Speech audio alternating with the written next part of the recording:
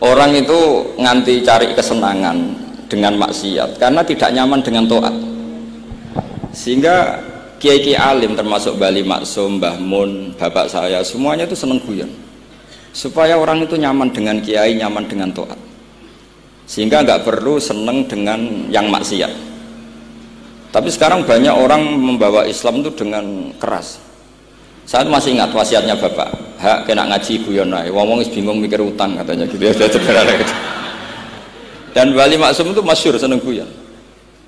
Bapak saya itu pernah ngajak saya mau ke pondok, santri-santri pas guyon itu kembali, gak sida jong santri lagi guyon. Kayak ngopo Pak? Guyon itu barang mewah. Santri itu kadang telat wesel radhi duwe, iso guyon itu luar biasa. Makanya jangan diganggu aja gitu. Meskipun resikonya keterusan guyon double kayak tadi. Jadi itu sanad itu, jadi itu sanad yang luar biasa. Jadi sebetulnya guyon tadi ada filosofi yang luar biasa supaya orang itu farah bitaat atau farah bima ahlallahu.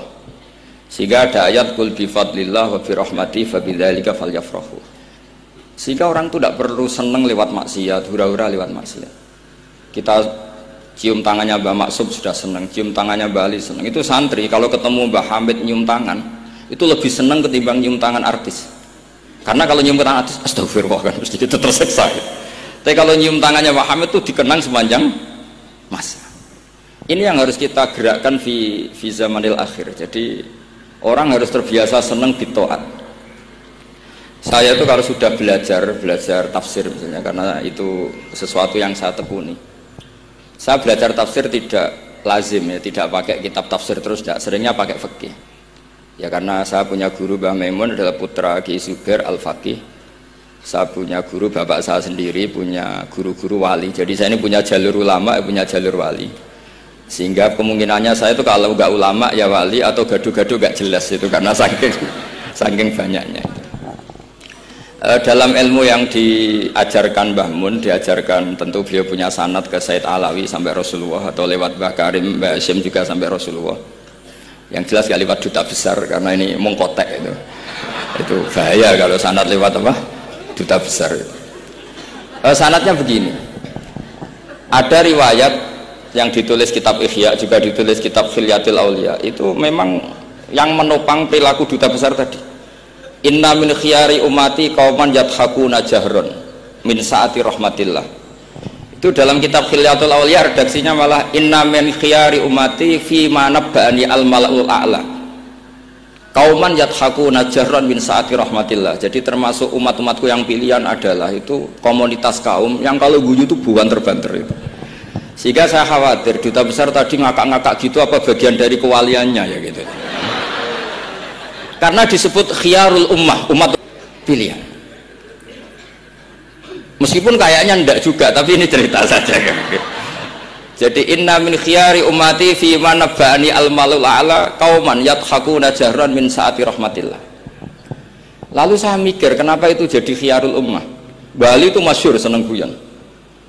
Mbah Mun ya masyhur seneng guyon. Bapak saya seneng guyon. Saya dulu itu iskal, ada kaji itu terkenal agak punya will itu. Ya agak maksiat agak ceritanya. Ini agak katut juta besar tadi, makanya saya ngomong perempuan. Kaji itu agak ada gosip suka will.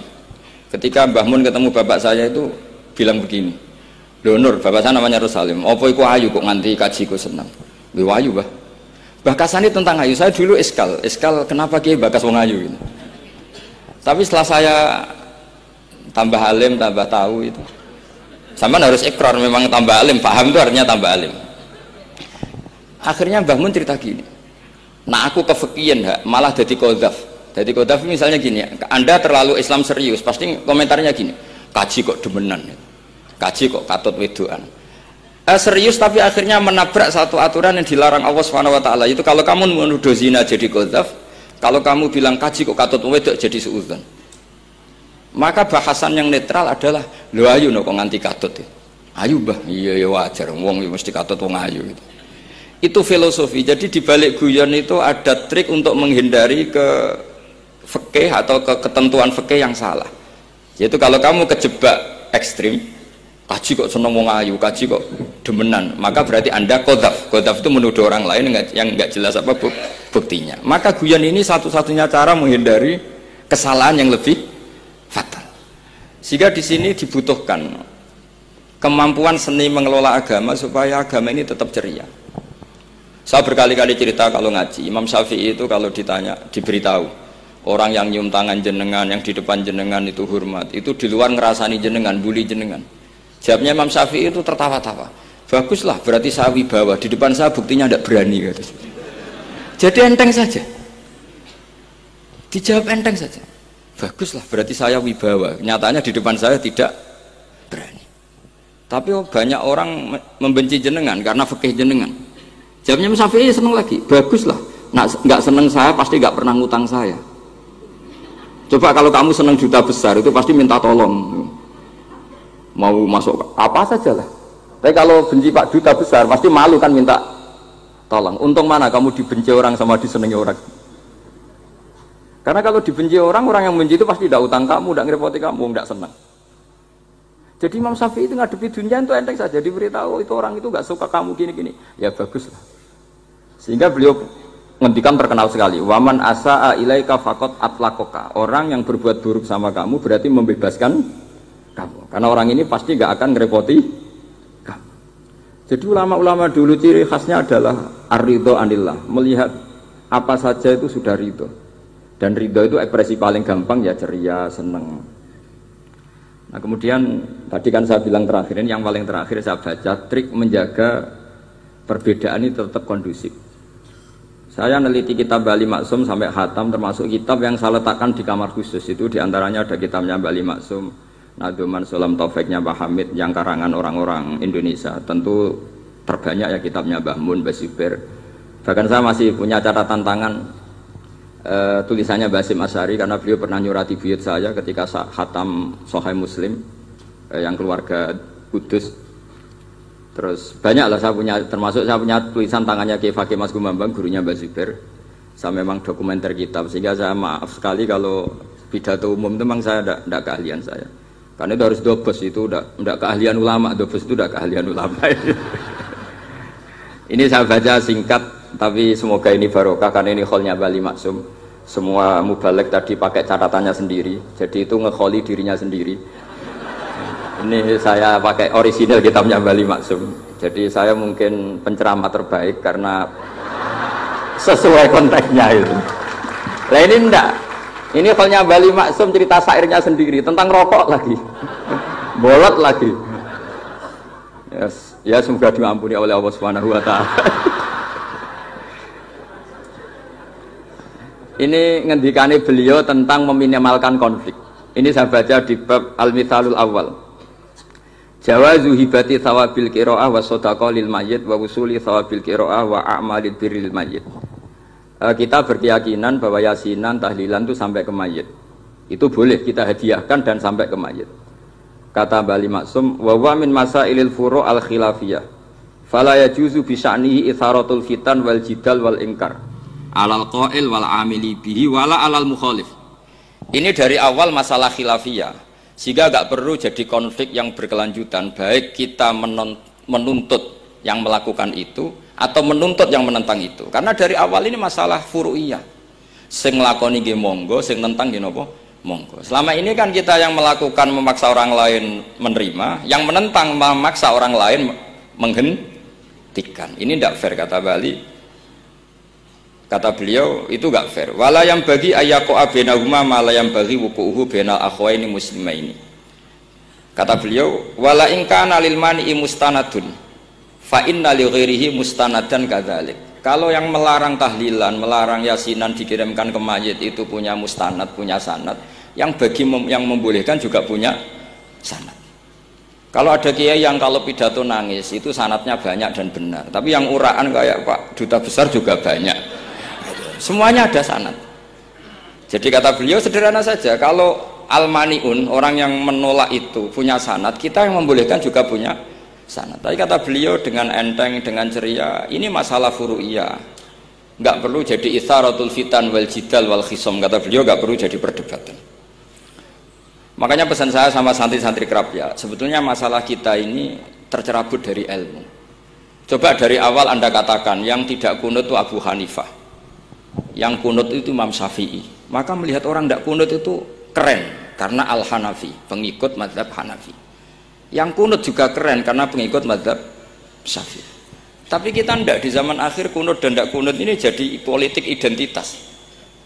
Sehingga yang nggak kunut itu Muhammadiyah misalnya, yang kunut itu NU. Mana ada Basim Asy'ari sebagai mujaddid atau mujtahid yang mengharuskan kunut, atau Mbah Ahmad Dahlan yang melarang apa? Kunut. Wong dua beliau sama-sama pernah ngaji Syekh Khotib Minangkabau, pernah ngaji Mbah Mahfud ketika di Mekah. Jadi cobalah ilmu itu diperkuat sehingga kita mengatakan kunut adalah sunat menurut Imam Syafi'i, tidak sunat menurut mazhab Abu Hanifah. Sehingga enak sekali karena kita berdasar ilmu. Menyangkut sawabul kiroah atau sawabu amalil khairi, apakah sampai ke mayat apa enggak, ini kata beliau, kata Mbah Ali Maksum, beliau justru menukil Ibnu Taimiyah yang notabene sering dipakai dalil para orang-orang sana. Saya tidak tahu itu orang sana, itu Pak Duta itu yang tahu itu kalau ini mirip kitab Said Muhammad. Jadi Said Muhammad itu kalau istidlal sering pakai Ibnu Taimiyah karena itu yang dipakai mereka. Tapi ternyata Ibnu Taimiyah, qala Ibnu Taimiyah innal mayyit yantafi'u bi qiraatil Qur'an kama yantafi'u bil ibadah al maliyah minas shadaqah wa nahwiha. Terus Qayyim fi kitabir ruh afdalu ma yuhda ilal mayyit as-shadaqah wal istighfar wa du'a lahu wal hajju anhu. Artinya gini, kita sekarang ini tidak pernah kayak Bali Maksum pakai dalil jawazu ihda lil mayyit itu berdasar Ibnu Taimiyah dan Ibnu Qayyim. Kita seakan-akan Ibnu Taimiyah itu orang yang pasti melarang itu, sehingga kita itu terus mengatakan sing nyunatno tahlilan ku sopo, Mbah Hasim atau Mbah Fakih atau siapalah, meskipun riwayat ini mukhtalifah dari Mbah Hasim. Pertanyaannya adalah terus kesannya yang membolehkan itu hanya kiai lokal itu, kiai nasional itu. Padahal zaman Bali sudah mengajarkan kita yang membolehkan ihda'u a'malil khairi ilal mayyit, yang membolehkan hadiah Yasin, Fatihah, tahlil ke mayit itu adalah orang sekaliber Ibnu Taimiyah dan Ibnu Qayyim. Sehingga dengan kita pakai ilmiah yang diterapkan Bali Maksum, kita ini merasa orang keren, orang global, orang yang keren lah. Karena guru-guru kita Bali Maksum, Mbah Hamid biasa mentahlili, Mbah Munawir semua mentahlili guru-gurunya. Di level ulama global ada Ibnu Taimiyah dan Ibnu Qayyim. Tapi karena kita tidak baca, seakan-akan tahlilan itu hanya tradisi lokal yang tidak di ACC, tidak disetujui ulama kelas internasional. Padahal di sini jelas diceritakan Ibnu Taimiyah berpendapat qiraatul Quran yang dihadiahkan ke mayit atau tahlil itu boleh. Jadi ini sangat penting supaya orang itu pakai tradisi ilmu. Saya pernah ngaji sama Mbak Mun, diberitahu kalaupun Rasulullah pernah kunut sekali, biasanya perdebatan kan, oke, Rasulullah pernah kunut tapi ahyanan. Pertanyaannya adalah setiap Nabi pernah melakukan sesuatu itu akan menjadi sunnatan mutaba'ah apa enggak? Tentu jawabannya iya. Nabi meskipun melakukan kunut andaikan hanya sekali, tapi karena pernah dilakukan Nabi, maka kebaikan ini akan menjadi sunnatan mutaba'ah, sunnat yang harus kita ikuti terus atau boleh kita ikuti terus. Jadi nggak boleh misalnya Rasulullah itu puasa Senin Kemis juga ahyanan, tidak selalu. Rasulullah itu tofa rokiban juga ahyanan, bukan selalu. Tapi apa saja yang pernah dilakukan Nabi maka berstatus itu akan sunnat ila yaumil qiyamah. Sehingga nggak bisa misalnya di hadis itu ahyanan, kemudian kamu beristidlal ini boleh dilakukan hanya ahyanan karena Nabi juga melakukan hanya ahyanan. Tidak bisa seperti itu. Sekali Nabi pernah melakukan itu dan tidak dibatalkan lewat nasah mansuh, maka kesunatan itu ila yaumil qiyamah. Sehingga Imam Syafi'i cara berpikir meskipun Nabi kunut ahyanan, kalaupun itu ahyanan tentu kunut itu akan sunat ila yaumil qiyamah. Bagi yang tidak mensunatkan monggo, itu ada Abu Hanifah. Makanya kata Mbah Maksum, kata Mbah Ali Maksum di sini diberi muqaddimah, wa wa min masailil furu' al khilafiyah fala yajuzu bi sya'nihi itharatul fitan wal jidal wal inkar alal qail wal amili bih wala alal mukhalif. Jadi kita sendiri disarankan beliau, kamu juga gak usah nantang debat sama mukhalif, karena dari awal sudah masalah-masalah yang apa khilafiyah. Lalu terakhir pilihan-pilihan terus kemudian tetap memancing polemik. Saya mau cerita lucu di Ihya yang katanya kitab sakral itu ya punya sisi lucu, sisi unik. Nabi Musa sebagai Nabi Bani Israel itu sering digugat karena orang Israel itu tukang debat. Terus Nabi Musa minta ijazah, ya Allah saya kasih ijazah seperti tadi beliau minta ijazah Mbah Mun tadi, minta ijazah yang supaya orang itu tidak bisa berkata buruk sama saya, semuanya muji saya. Jawabannya Allah itu unik. Ya Musa hadza syai'un lam asna'hu li nafsi fa kaifa asna'uhu bika. Aku pangerannya sering disalahfahami, pemenang kue katanya. Jadi makanya kalau ada orang bully beda faham itu biasa. Kata Allah, hadza syai'un lam asna'hu li nafsi, itu sesuatu yang saya tidak melakukan untuk diri saya sendiri. Kata Allah, saya ini Tuhan yang mengatakan saya punya anak ya banyak, yang anggap saya bakhil ya banyak, yang salah faham dengan saya banyak. Padahal saya ini Tuhan. Kalau saya mau tak bungkam semua itu saja tidak saya lakukan. Apa menaiki terima Nabi. Makanya ini semoga ini saya gojlok Pak Duta Besar jadi pahala beliau, karena diantara pahala itu disebabkan digojlok orang. Jadi kalau beliau tadi gojlok saya, sekarang tak balas kayaknya pasti menang saya karena beliau sudah tidak bisa ke panggung lagi.